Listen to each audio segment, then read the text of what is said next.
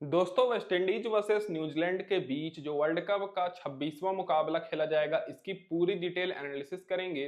तो दोस्तों वेस्टइंडीज की बात करें तो दो मुकाबले जीत चुके हैं और अच्छे फॉर्म में हैं। और अगर इस मुकाबले में जीतते हैं तो दोस्तों सुपर 8 के लिए क्वालिफाई कर जाएंगे।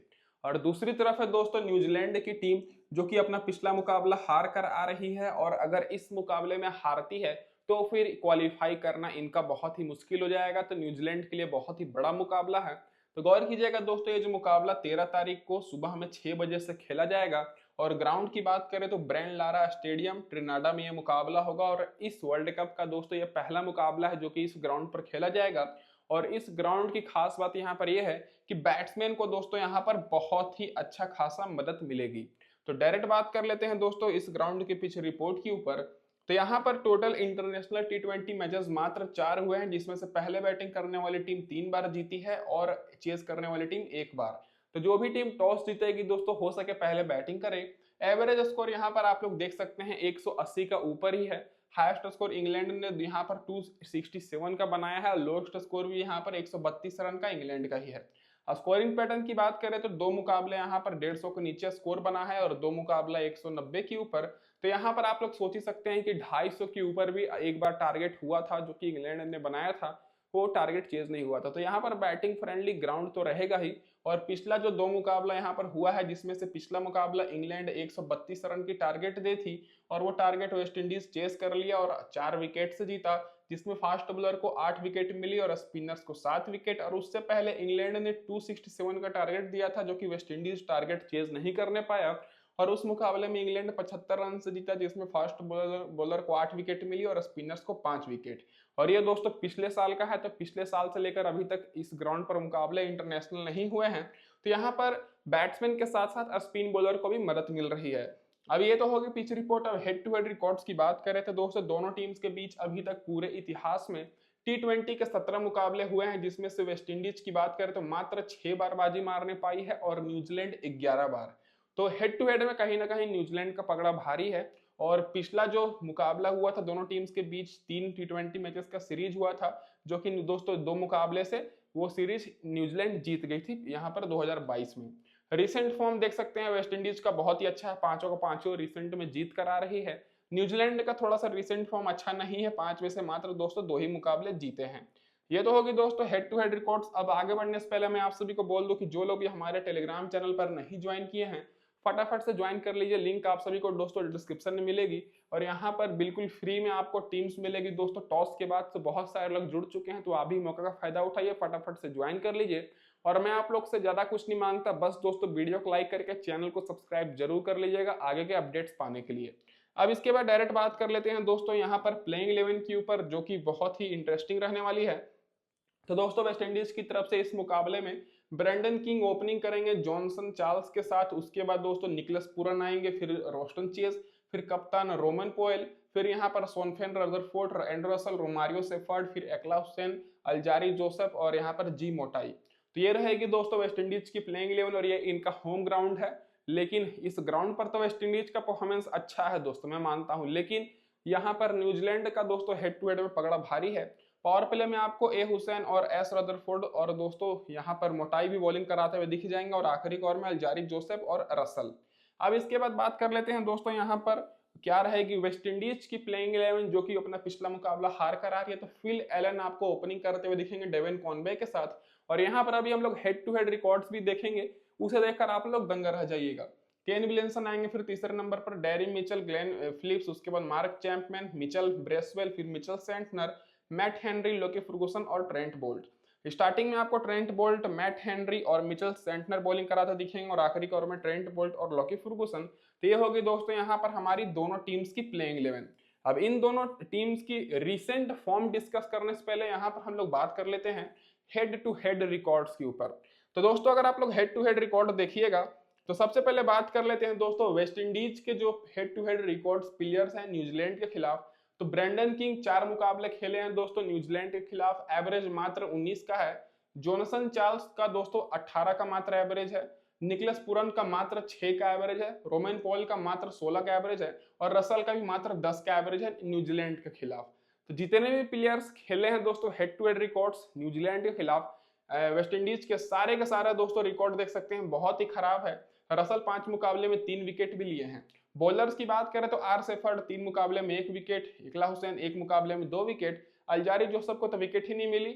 सई होप का रिकॉर्ड दोस्तों 15 का एवरेज है जो कि बेंच पर बैठे हुए हैं, और सिमरन हेटमायर 12 का एवरेज है। तो ओवरऑल देखा जाए तो दोस्तों वेस्ट इंडीज के जितने भी प्लेयर्स हैं सारे प्लेयर्स का हेड टू हेड रिकॉर्ड अच्छा नहीं है वेस्ट इंडीज के खिलाफ। और वहीं दोस्तों न्यूजीलैंड की बात करें तो न्यूजीलैंड में आपको डेवन कॉनवे दिखेंगे जो कि 5 मुकाबला खेले हैं वेस्ट इंडीज के खिलाफ, जिसमें 212 रन बनाए हैं, एवरेज 53 का है। तो आप लोग सोच ही सकते हैं कि डेवन कॉनवे इस मुकाबले में कितने इंपॉर्टेंट रहेंगे। फिर केन विलियमसन का 23 का एवरेज है 9 मुकाबले में, डेरी मिचेल का 26 का एवरेज है, ग्लेन फिलिप्स का भी दोस्तों 48 का एवरेज है, 8 मुकाबले में 337 रन बनाए हैं। तो टॉप के दोस्तों जो 4 मेन बैट्समैन हैं न्यूजीलैंड के, चारों का चारों परफॉर्मेंस अच्छा है। तो इस मुकाबले में आप लोग सोच समझ कर टीम जरूर बनाइएगा। अब दोस्तों ब्रेसवेल की बात करें, 2 मुकाबले में 3 विकेट, मिचेल सेंटनर 8 मुकाबले में 9 विकेट, लॉकी फर्गुसन का भी अच्छा रिकॉर्ड है 5 मुकाबले में 8 विकेट, ट्रेंट बोल्ट 5 मुकाबले में 7 विकेट, जिमी नेशम का भी दोस्तों 42 का एवरेज है, 4 विकेट लिए हैं। फिर टीम सऊदी का सबसे अच्छा है 15 मुकाबले में 21 विकेट जो कि बेंच पर बैठे हैं, और इस सऊदी का 8 मुकाबले में 9 विकेट। तो ये तो होगी दोस्तों दोनों टीम्स की हेड टू हेड रिकॉर्ड्स, जिसे देखकर आपको अंदाजा लग गया होगा कौन से प्लेयर को लेना है और कैसी टीम बनानी है। और आपको ये गलती नहीं करनी है कि दोस्तों वन साइडेड टीम बना देनी है। आप लोग न्यूजीलैंड को भी सपोर्ट करते हुए टीम बनाइएगा क्योंकि उनका जीतने का इस मुकाबले में ज्यादा चांसेस है। अब वेस्ट इंडीज टीम की रिसेंट फॉर्म की बात करें तो ब्रैंडन किंग ओपनिंग करेंगे यहाँ पर जोनासन चार्ल्स के साथ, और यहाँ पर दोस्तों ब्रैंडन किंग का रिसेंट परफॉर्मेंस देख सकते हैं कि दोस्तों पहले का देखा जाए तो कुछ खास नहीं है, लेकिन पिछला कुछ मुकाबले में 45 रन, 79 रन, 36 रन, 44 रन, और पिछले मुकाबले में तो 13 रन की पारी खेले थे लेकिन उससे पहले 34 रन की। तो ठीक ठाक फॉर्म में है, लेकिन हेड टू हेड रिकॉर्ड उतना कुछ खास नहीं है। तो अगर वेस्ट इंडीज की टीम टॉस हार जाती है तब आप लोग इनको ड्रॉप भी कर सकते हैं। फिलहाल तो दोस्तों यहाँ पर इनका रिकॉर्ड देख सकते हैं, स्मॉल लीग और प्लस ग्रैंड लीग दोनों के लिए इंपॉर्टेंट रहेंगे। जोनासन चार्ल्स की बात करें तो रिसेंट में अच्छा रिकॉर्ड है, 119 रन की भी पारी खेले हैं, 58 रन की भी, 69 रन की, और पिछले मुकाबले में 44 रन की फॉर्म में आ चुके हैं। तो दोनों प्लेयर दोस्तों विकेट कीपर सेक्शन से हैं, तो यहाँ पर दोनों में से आपको केवल एक को ही लेकर चलना है क्योंकि इस बार न्यूजीलैंड दोस्तों आसानी से हार नहीं मानेगी, तो कांटे की टक्कर आपको देखने को मिलेगी। अब निकोलस पूरन की बात करें तो अच्छे फॉर्म में है, तो निकोलस पूरन को दोस्तों यहाँ पर आप लोग ले सकते हैं। पिछले मुकाबले में 22 रन की पारी खेले थे, उससे पहले 27 रन की, फिर 75, 75, 61, 48। तो दोस्तों निकोलस पूरन आप लोग के लिए सेफ ऑप्शन रहेंगे, तो ये आप लोग के लिए मस्ट पिक रहेंगे। दोनों ओपनर्स में से केवल आपको एक को लेकर चलना है और निकोलस पूरन को यहाँ पर आप लोग को ले लेना है। अब बात करें दोस्तों मिडिल ऑर्डर से, तो मिडिल ऑर्डर से रोस्टन चेज ना ही पिछले मुकाबले में बैटिंग किए थे ना ही बॉलिंग किए थे, तो जिस तरह से न्यूज आएगी मैं आपको टेलीग्राम पर अपडेट करूंगा। रोस्टन चेज भी इंपॉर्टेंट रहेंगे, पिछले मुकाबले में तो कुछ किए नहीं थे लेकिन उससे पहले 42 रन नॉट आउट, 0 विकेट, फिर 67 रन 1 विकेट, अच्छे फॉर्म में है, तो इनको आप लोग ले भी सकते हैं, नहीं भी टॉस के बाद मैं आपको टेलीग्राम पर अपडेट करूंगा। फिर रोमन पॉयल की बात करें तो अगर न्यूजीलैंड की टीम टॉस जीत जाती है तो तब आपको रोमन पॉयल पर फोकस करना है। रिसेंट फॉर्म इनका कुछ खास नहीं है, ज्यादातर मुकाबले में फ्लॉप हुए हैं, केवल एक मुकाबले में 52 रन और पिछले मुकाबले में 23 रन की पारी खेले। तो रोमन पॉयल उतने इंपॉर्टेंट नहीं रहेंगे, जब न्यूजीलैंड की टीम टॉस जीत जाएगी तब इंपॉर्टेंट रहेंगे। एस रदरफोर्ड की बात करें तो ये भी दोस्तों जब वेस्ट इंडीज की टीम टॉस हारेगी तब दोनों को आपको लेकर चलना है। दोनों का रिसेंट फॉर्म देख सकते हैं एवरेज ही है, पिछले मुकाबले में रदरफोर्ड 22 रन की पारी खेले थे और रोमन पॉयल 23 रन की। अब दोस्तों इसके बाद बात कर लेते हैं लो ऑर्डर से। एंड्रे रसल जो कि बहुत ही अच्छे फॉर्म में है, पिछले मुकाबले में 1 विकेट 30 रन, उससे पहले 2 विकेट 15 रन, तो और रिसेंट में भी 3 wicket 24 run 2 wicket 12 run 2 wicket, तो अच्छे फॉर्म में है। तो रसल आप लोग के लिए मस्ट पिक रहेंगे, तो इनको आपको लेकर चलना है। अब बॉलर्स की बात करें तो आर सेफर्ड दोस्तों देख सकते हैं कि रिसेंट में कंटिन्यूअस विकेट इनको बिल्कुल भी नहीं मिला है, लगातार 4 मुकाबले में 0 विकेट, पिछले 2 मुकाबले में 1 विकेट तो लिए हैं लेकिन थोड़े महंगे भी साबित हुए हैं। महंगे नहीं दोस्तों, इनको कंटिन्यूअस विकेट नहीं मिली है, इसीलिए दोस्तों आर सेफर्ड केवल ग्रैंड लीग के लिए इंपॉर्टेंट रहेंगे। अब दोस्तों नीचे से बात करें तो इकला हुसैन बहुत ही अच्छे फॉर्म में है, तो पिछले मुकाबले में इनको 5 विकेट मिली लेकिन छोटी टीम के खिलाफ मिली, न्यूजीलैंड के खिलाफ इनको उतना हेल्प नहीं मिलता है, लेकिन फिर भी हेड टू हेड में अच्छा रिकॉर्ड है, एक मुकाबले में 2 विकेट इनको मिला है, तो इकला हुसैन आप लोग के लिए सेफ ऑप्शन रहेंगे। और जी मोटाई की बात करें तो दोस्तों ये उतने इंपॉर्टेंट नहीं रहेंगे, तो यहाँ पर इकला हुसैन और जी मोटाई में से आप लोग को दोनों को भी ले सकते हैं, लेकिन 2 में से केवल एक को आपको लेकर चलना है। अब नीचे से बात करें तो अल्जारी जोसेफ मस्ट पिक रहेंगे, रिसेंट परफॉर्मेंस 3 मुकाबले में लगातार 6 विकेट इनको मिला है, तो ये इंपॉर्टेंट ऑप्शन रहेंगे, तो इनको आपको स्मॉल लीग हो चाहे ग्रैंड लीग लेकर चलनी है। अब इसके बाद जो प्लेयर बेंच पर बैठे हुए हैं दोस्तों, जैसे यहाँ पर सई होप हो गए, सिमरन हिटमायर, ओबेड मोकॉय हो गए, समर जोसेफ, इन सारे का रिकॉर्ड मैंने लिख रखा है, देख सकते हैं। अब इसके बाद डायरेक्ट बात कर लेते हैं दोस्तों यहाँ पर न्यूजीलैंड के जो प्लेइंग 11 रहेगी उनके रिसेंट परफॉर्मेंस के ऊपर। तो न्यूजीलैंड की तरफ से आपको ओपनिंग करते हुए यहाँ पर फिन एलन और डेवन कॉनवे दिखेंगे। फिन एलन का रिसेंट परफॉर्मेंस बहुत ही अच्छा है, डेवन कॉनवे का तो उतना अच्छा नहीं है। तो Finn Allen head to head record नहीं खेले हैं, और डेवन कॉनवे का दोस्तों हेड टू हेड में बहुत ही अच्छा 40 का ऊपर का दोस्तों एवरेज है। तो यहाँ पर दोनों इस मुकाबले के लिए इंपॉर्टेंट रहेंगे। अगर न्यूजीलैंड की टीम टॉस जीत जाती है तब आप लोग यहाँ पर दोनों को आंख बंद करके ले लीजिएगा।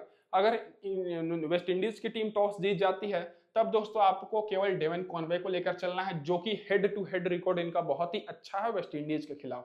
रिसेंट फॉर्म फिल एलन का बहुत अच्छा है, पिछले मुकाबले में फिल एलन 0 रन पर आउट हो गए थे और डेवन कॉनवे 8 रन पे।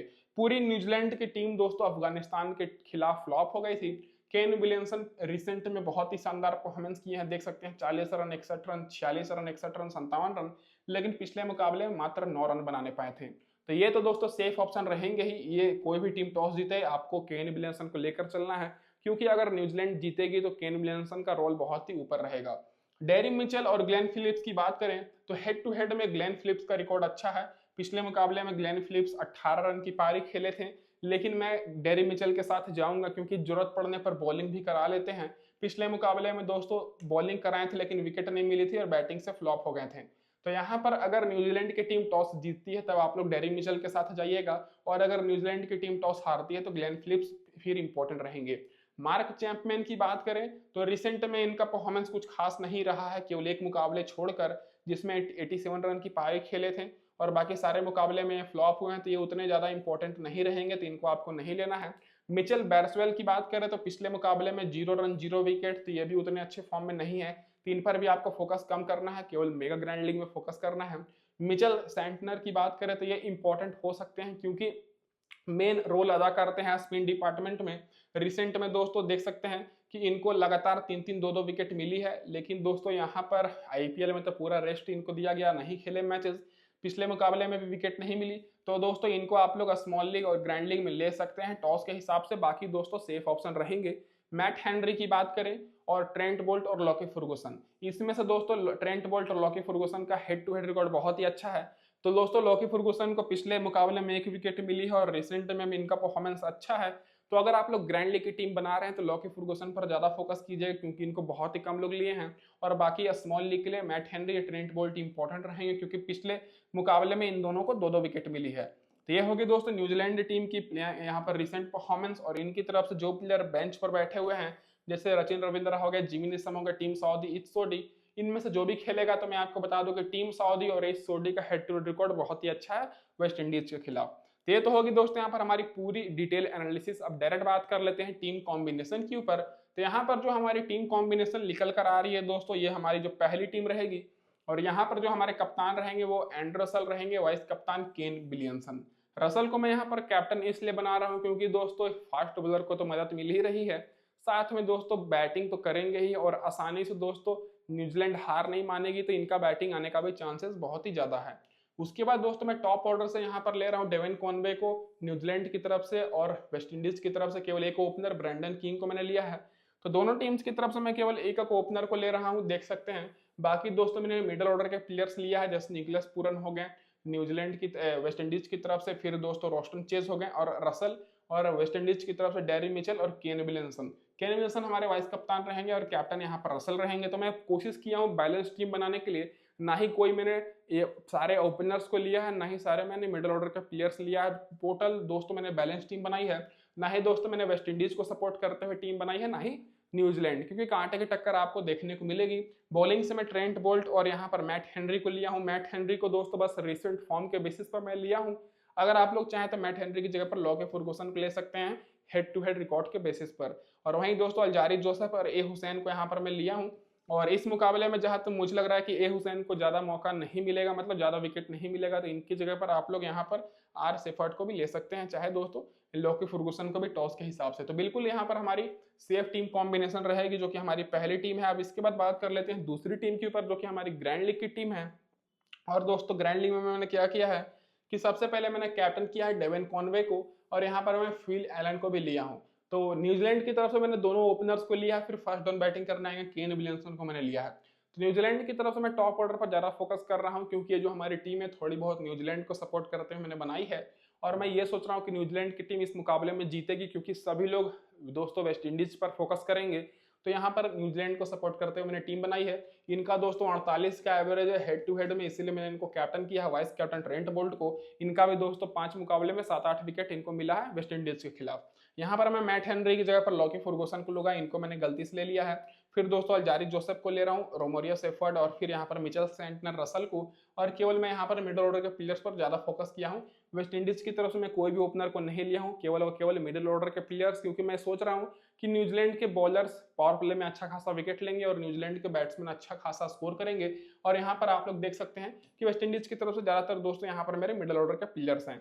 तो दोस्तों इस वीडियो में बस इतना ही। वीडियो देखने के लिए आप सभी का धन्यवाद। चैनल पर पहली बार आए तो सब्सक्राइब जरूर कर दिएगा। धन्यवाद दोस्तों वीडियो देखने के लिए।